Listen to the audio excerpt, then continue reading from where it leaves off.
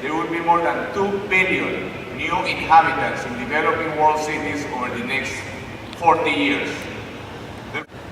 I would like to pose the question, what is the most sustainable environment for a Galapagos iguana? It would seem to us that it's the Galapagos Island. Why? Because there is where this animal can most fully realize its potential. In the same way that the most sustainable environment for a blind bat is a dark cave, because that's where it most fully realizes its potential. And when we realize our potential, we create cooking or painting or doing anything, we approach happiness. So we could almost say that the most sustainable environment for a given animal or for human beings is that most propitious to their happiness. So beyond anything else, what is the most sustainable environment is what is the one that makes us happier. And amazingly, there is no contradiction between trying to make a city that is better for happiness and one that is more sustainable. On the contrary, when we seek equality and well-being, we achieve also a more sustainable environment. I love these pictures because we see our planet as what it really is. It's a self-sustaining spaceship floating without known destination. But when we see these pictures, we all feel we are so close together. We humans from all places, we share our destiny. But once we come down here, we realize we don't really share it that much. For us Colombians, for example, it's very difficult to get visas to go to most of the planet. And even in our own countries, once we come down here in Canada, for example, realize most of the territory is private property. We can even get killed if we enter private property. Even in our city, then we have these areas which is an area for cars, the space for cars, and if we go there, we get killed. And if we go to the private buildings, we can also get killed. So why do I mention this picture? Because out of the whole planet, perhaps the only microscopic space to which we have access is public pedestrian space in our cities. Public pedestrian space in sidewalks, parks, or sometimes indoor spaces such as libraries is really the essence of a quality city. And that's the only place where we all meet as equals, rich and poor in our societies. And I'm going to talk about transport because there really is a conflict between cars and people for space. Can we design a transport system without knowing what kind of city we want? I don't think it's possible because it's very different the transport system that we would have if we want a city like Houston than if we want rather a city like Amsterdam.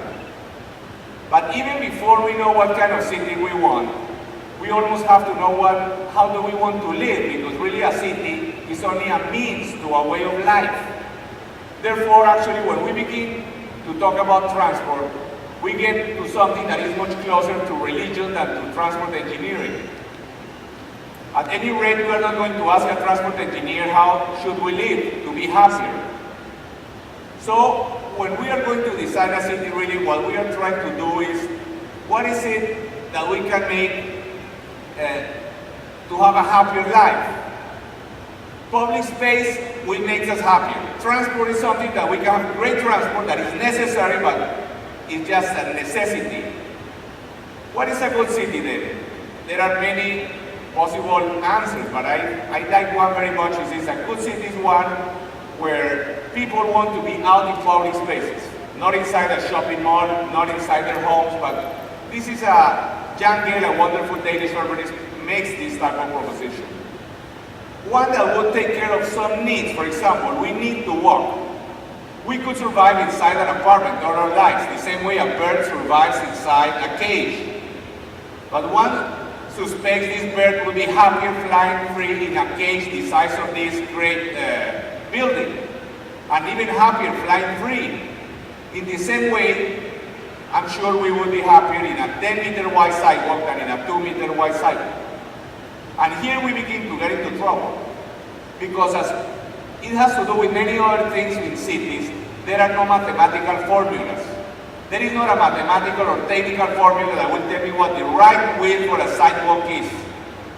To create a city is more a matter of art than of engineering. We also need to be with people, for example. We like to be in restaurants with people, we like to be with our family, in a good city we meet people out in the public space, and we also need not to feel inferior. This is extremely important. And it is in public place, again, where we meet with others as equals. We may meet at work and someone is our boss and we are the employee, but once we meet in a park, that's a completely different relationship. So a good city will provide for these types of needs. A good city is good for children. It's good for the elderly, for the poor, for the most vulnerable citizens, but unfortunately, cities are mostly designed by and for adults with cars, especially in the developing world where most of the people don't even have cars, most homes. I would say if we design the cities for children, for the elderly, for somebody who is very poor, it would most likely be good for everybody else. If we tell today any child anywhere in the world, watch out, a car, the child will jump in fright. And with a good reason, because there are more than 250,000 children who die killed by cars every year. And this does not include the children inside the cars, only children in the street who are killed by cars. This is World Health Organization. So every 4 years, more than 1 million children are killed by cars. But the most amazing thing is not that. What is most shocking is that we think this is normal. This is the way life is. It was not always like that. This is an old Chinese city. Maybe they did not have bicycles, but a child could go safely many blocks without any fear of getting killed. There is a conflict, unfortunately, between a city that is very friendly to people and one that is very friendly to cars. I mean, a high-velocity road is like a fence in a cow pasture. We cannot cross it. It begins to enclose us. It's not pleasant to be, especially if we are with a child near an 8-lane highway. And this has nothing to do with pollution. It could be totally clean cars. The narrower the road, the bigger the sidewalks, the slower the speed, it becomes more pleasant until it's completely, the ideal situation is just a pedestrian street with no cars at all, where we feel, no pressure any longer. Look, you begin to see this conflict between, look at this picture, for example, where you see finally they gave a little space for people because above cars, below cars, everywhere cars, but this is not rare, this is rather abundant everywhere.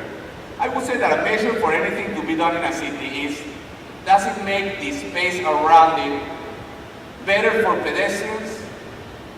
Any new building, I would say more important than our fancy architectural prices is, does the public space around the new building, is it better to be there, to walk around, to sit there? Cars are very recent in human history. This is Tokyo, Middle Ages. Tokyo after the tram, people used to walk in the streets. We have had cities for about 5,000 years. For 5,000 years in Babylon and things, and for 5,000 years, all streets in all cities were only for people. This thing of being afraid of getting killed by cars is only of the last 80 years or so. This is in Italy, in Modena, for example. You see a very advanced city, or in Paris, almost 1900. Again, people used to be walking in the streets. When did we decide that it was so normal? But then cars, this is New York, 1905. Then cars appeared. They first ran people off the street into the sidewalks, and then later on out into the suburbs.